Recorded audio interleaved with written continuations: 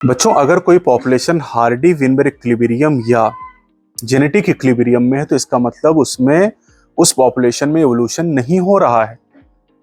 अब Hardy Weinberg equilibrium कैसे maintain रहेगा? 5 फैक्टर हैं हमारे पास।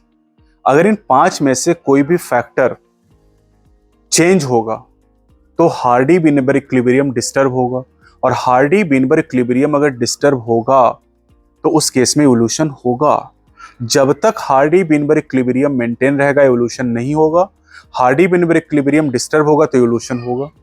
5 फैक्टर ऐसे जो हार्डी विनबर इक्विलिब्रियम को चेंज कर सकते हैं। कौन कौन से? Gene migration and gene flow, genetic drift, genetic recombination, natural selection and mutation. ये 5 फैक्टर आप कह सकते हैं हार्डी विनबर इक्विलिब्रियम को चेंज कर सकते हैं, या आप कह सकते हैं कि ये एवोल्यूशन का कारण है।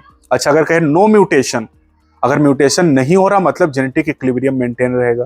5 में से एक भी फैक्टर बदल गया तो इक्विलिब्रियम बदल जाएगा। अब नेचुरल सिलेक्शन 3 तरीके से पॉपुलेशन को चेंज कर सकता है। एक होता है स्टेबलाइजेशन, दूसरा होता है डायरेक्शनल चेंज, तीसरा होता है डिसरप्शन। अगर हम बात करते हैं, अगर पीक आपको दी गई, पीक अगर कहा कि peak get higher and narrower, तो उस केस में स्टेबलाइजेशन हो जाएगा। जो पॉपुलेशन पहले से ज्यादा वही और बढ़ जाएगी। अगर आपसे कहा डायरेक्शनल चेंज, तो peak shift in one direction, मतलब यहां पर मीडियम साइज की पॉपुलेशन को छोड़कर नेचर किसी एक पेरिफेरल वैल्यू को सेलेक्ट कर लेगा।